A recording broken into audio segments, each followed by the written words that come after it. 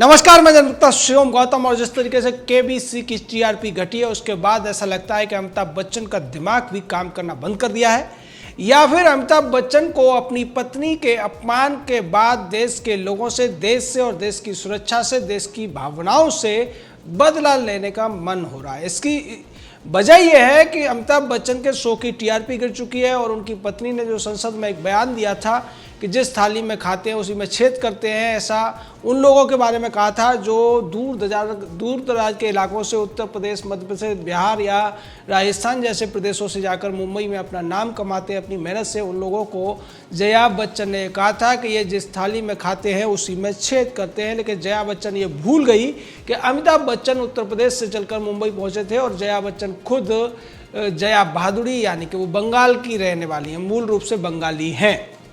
ये सब बातें ये लोग करते हैं और उसके बाद जब जनता इनके ऊपर सवाल उठाती है तो फिर ये देश विरोधी एजेंडा चलाना भी शुरू कर देते हैं। केबीसी 12 इस समय देश विरोधी एजेंडा चला रहा है। ऐसे ऐसे सवाल पूछे जा रहे हैं जिनको पूछने की कोई ज़रूरत नहीं थी, या उन सवालों के माध्यम से नक्सलियों को, नक्सली सोच वालों को, वामपंथी विचारधारा वालों को, जो भारतीय संस्कृति पर सवाल उठाते हैं, देश के टुकड़े टुकड़े करना चाहते हैं, या फिर जम्मू कश्मीर को लेकर जो विवादित मुद्दे रहे हैं उनको हवा देने के लिए, उनको हाईलाइट करने के लिए सवालों के रूप में केबीसी के अंदर अमिताभ बच्चन पूछते हुए नजर आते हैं। वो कभी ये पूछते हैं कि उस युवा नेता का नाम बताइए, और फिर युवा नेताओं में जिन लोगों के नाम रखे जाते हैं वो सब के सब टुकड़े टुकड़े गैंग के सदस्य रहे, चाहे कन्हैया कुमार हो, उमर खालिद हो या हार्दिक पटेल हो। दूसरी तरफ वो फिर एक पुरस्कार को लेकर सवाल पूछते हैं कभी, और पूछते हैं कि इनमें से कौन उस पुरस्कार का विजेता है, और वो लोग हैं स्वरा भास्कर, अनुराग कश्यप टाइप के जो वामपंथी विचारधारा वाले लोग हैं,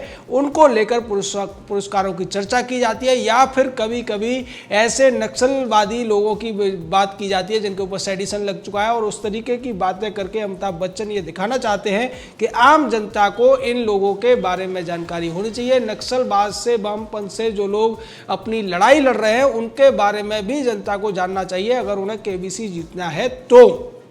यानी कि वो सोचा समझा एक नैरेटिव बनाने की कोशिश कर रहे हैं कि हमारा जो इतिहास है, हमारा जो जनरल नॉलेज है, उसमें ये चीज़ें भी होनी चाहिए। और इसी कड़ी में जिस तरीके से एक 50 लाख का सवाल अमिताभ बच्चन ने पूछा, और उस सवाल के बहाने अमिताभ बच्चन ने देश के लोगों को ये याद दिलाने की कोशिश की कि जम्मू कश्मीर एक अलग राज्य के तौर पर था, विशेष राज्य के तौर पर था, जिसको भारत सरकार ने अब अपने अंदर मिला लिया है। लेकिन कांग्रेस और दूसरी पार्टियां अभी भी उसको विशेष राज्य बनाने की कोशिश में है। अमिताभ बच्चन 50 लाख का सवाल पूछते हैं कि वो कौन सा प्रधानमंत्री था जम्मू कश्मीर का जो बाद में भारत का मुख्य न्यायाधीश बना। दरअसल जम्मू कश्मीर का विलय होने से पहले जम्मू कश्मीर के मुख्यमंत्री को प्रधानमंत्री कहा जाता था जब राजा हरि सिंह वहाँ के राजा हुआ करते थे। लेकिन उसके बाद में ये चलन खत्म हो गया था। कुछ दिनों तक जो फारूक अब्दुल्ला का बाप था उसने भी अपने आप को प्रधानमंत्री के तौर पर, यानी कि सदर रियासत के तौर पर पुकारा गया था, और इसी वजह से इसको अमिताभ बच्चन ने हवा देने की कोशिश की। अमिताभ बच्चन चाहते हैं कि अभी जो फारूक अब्दुल्ला, महबूबा मुफ्ती या फिर उमर अब्दुल्ला और चिदम्बरम जैसे लोग जो बात कर रहे हैं उसकी चर्चा जनता में भी होनी चाहिए। अमिताभ इस तरीके के सवाल पहले भी कई बार पूछ चुके हैं जिसके लिए उनकी आलोचना हो चुकी है, और लोग बार बार ये पूछते हैं कि इस तरीके के विवादित मुद्दों को अमिताभ बच्चन इस शो में क्यों रखते हैं। इसके पीछे जो नक्सलवाद को बढ़ावा देने की एक प्रवृत्ति है, वामपंथी सोच है, वो इस पूरे खेल के पीछे है, और उस खेल में पैसे के लिए अमिताभ बच्चन भी शामिल होते हुए दिखाई दे रहे हैं। निश्चित तौर पर अमिताभ द्वारा ये सब पूछा जाना लोगों के जनमानस में एक मेमोरी में चला जाता है, क्योंकि अगर ये सवाल न पूछे जाए तो लोगों को पता भी नहीं है कि उमर खालिद, कन्हैया कुमार टाइप के ये लोग हैं कौन। जो लोग टीवी देखते हैं या दिल्ली में रहते हैं उन्हीं को इनके बारे में ज़्यादातर पता है, लेकिन आम आदमी जो घर में बैठा हुआ केबीसी देख रहा है, छोटे बच्चे केबीसी देख रहे हैं, परिवार वाले केबीसी देख रहे हैं, अगर वो इसको देखेंगे तो फिर बाद में इनके बारे में क्यूरियोसिटी पैदा होगी, और क्यूरियोसिटी पैदा होने से वो इनके बारे में जानने की कोशिश करेंगे। यही एजेंडा है केबीसी 12 का, यही एजेंडा है अमिताभ बच्चन का, यही एजेंडा है सोनी टीवी का, और यही एजेंडा अनुराग कश्यप जैसे लोगों का है, या फिर बॉलीवुड के उन लोगों का है जो नशेड़ी गजेड़ी चरसी गैंग को बचाने के लिए हाईकोर्ट पहुंच जाते हैं। ये लोग जानबूझकर इस तरीके की बातें रखते हैं, इस तरीके की फिल्में बनाते हैं, इस तरीके से नैरेटिव पैदा करते हैं कि लोगों के मन में ये भावना आए कि ज़्यादातर जो हिंदू होते हैं हिंसक होते हैं, ज़्यादातर हिंदू दूसरे का नुकसान करना चाहते हैं, और जो मौलवी टाइप के लोग होते हैं वो बहुत भले मानुस होते हैं। यही सब बाकी फिल्मों में दिखाया जाता रहा है। अमिताभ की ज़्यादातर फिल्मों में यही सब करने की कोशिश की गई, और बाद में भी जो दूसरे एक्टर आए उनमें भी तमाम भारतीय संस्कृति पर सवाल उठाकर जो विदेशी संस्कृति है, विदेशी सोच है, उसको हावी करने की कोशिश की जाती रही है। इस कड़ी में जिस तरीके से ये लोग अब एक्सपोज हो गए हैं, उसका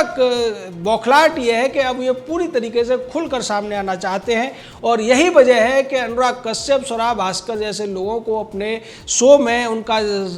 प्रश्न बनाकर ये उसको बढ़ावा देना चाहते हैं, लोगों को उनकी फिल्में देखने के लिए प्रेरित करना चाहते हैं। और चाहे गौतम नवलखा जैसे लोग हों या दूसरे जो नक्सलवादी लोग हैं, नक्सली सोच के लोग हैं, उन सभी पर भी ये सवाल पूछते हुए नजर आते हैं। ये बार बार संदीप पांडे पर सवाल पूछते हैं, मेधा पाटकर पर सवाल पूछते हैं, जिससे कि लोग उनके बारे में सोचना शुरू करें, पढ़ना शुरू करें। लेकिन ये भूल जाते हैं कि उसके साथ साथ उन्हें जो मेन स्ट्रीम के लोग हैं, जो समाज में बहुत मेहनत करते हैं, उसके बावजूद उनको पहचान नहीं मिल पाती, उनकी चर्चा ये कभी नहीं करते हैं। ऐसे लोगों की चर्चा करते हैं जिन्होंने देश विरोधी नारे लगाए, जिन्होंने भारत तेरे टुकड़े होंगे के नाम पर राजनीति करने की कोशिश की, या फिर जिन्होंने ऐसे लोगों का साथ दिया जैसे कि दीपिका पादुकोण। तो ये एक सोची समझी रणनीति है जिसके तहत ये लोग देश की सोच को बदलना चाहते हैं, देश के नैरेटिव को बदलना चाहते हैं। और उसी कड़ी में जैसा कि अब देखने को मिल रहा है, मुंबई में जो कुछ हो रहा है वो पूरा देश उसको देख रहा है, और उसके लिए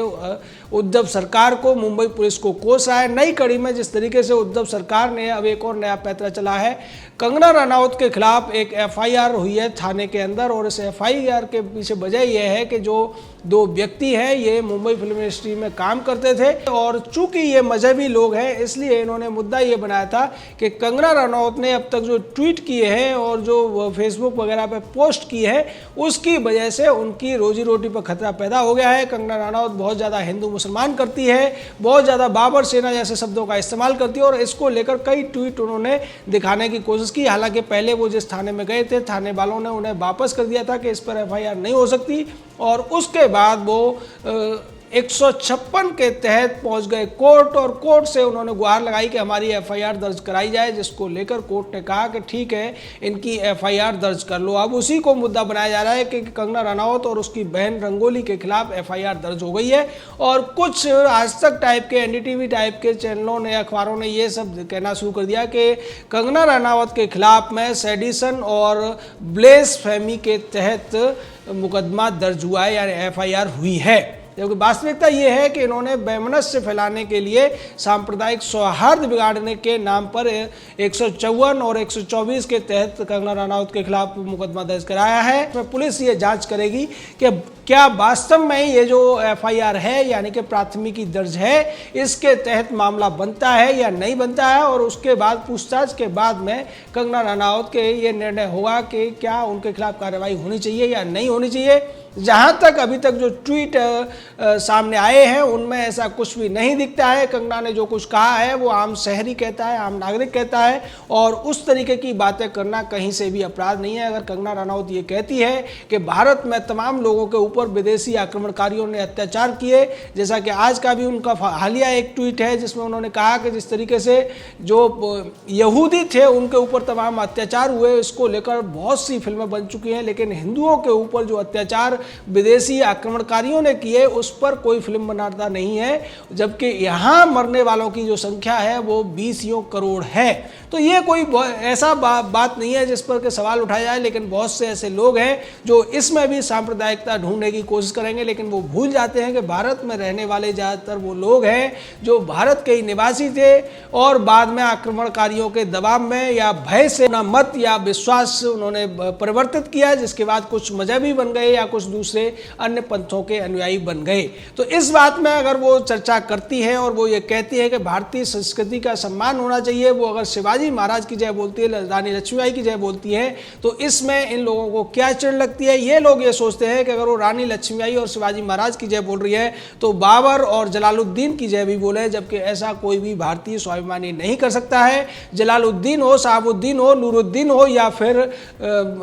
शेखुद्दीन ये सब के सब लुटेरे थे, चाहे तैमूर रहा हो या फिर गजनवी रहा हो, इनकी जय कोई भी स्वाभिमानी भारतवासी नहीं बोल सकता। और इसी को लेकर इनके खिलाफ में ये बात उठाई गई है कि कंगना रनावत ने हिंदू मुस्लिम करके फिल्म इंडस्ट्री में एक खाई पैदा करने की कोशिश की है, लोगों को बरगलाने की कोशिश की है और उसकी वजह से हम लोगों की रोजी रोटी पर खतरा पैदा हो गया है। ये बात करते हुए इन लोगों ने एफआईआर दर्ज कराने की मांग की है और इसको कोर्ट के आदेश के बाद अब पुलिस ने दर्ज कर लिया है। हालांकि इसके पीछे सोची समझी जो साजिश है वो उद्धव ठाकरे सरकार की है, वो शिवसेना की है, एनसीपी कांग्रेस की है, क्योंकि एनसीपी कांग्रेस और शिवसेना दो लोगों के पीछे बहुत ज़्यादा पड़ी हुई हैं, उनको किसी भी तरीके से फंसाना चाहती है। एक उद्धव ठाकरे को अर्नब गोस्वामी से डर लगता है, इसलिए बार बार अर्नब गोस्वामी के खिलाफ विधानसभा से प्रस्ताव पारित कराने का नोटिस दिया जाता है और दूसरी तरफ कंगना रनावत को निशाना बनाया जाता है, कभी बीएमसी के द्वारा, कभी पुलिस के द्वारा, और अब एफआईआर दर्ज कराकर कंगना रनावत को डराने की कोशिश की जा रही है।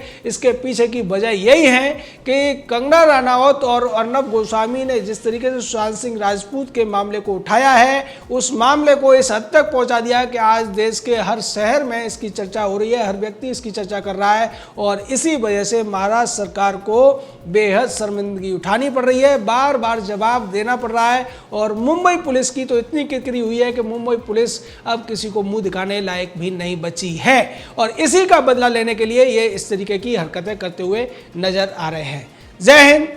जय भारत।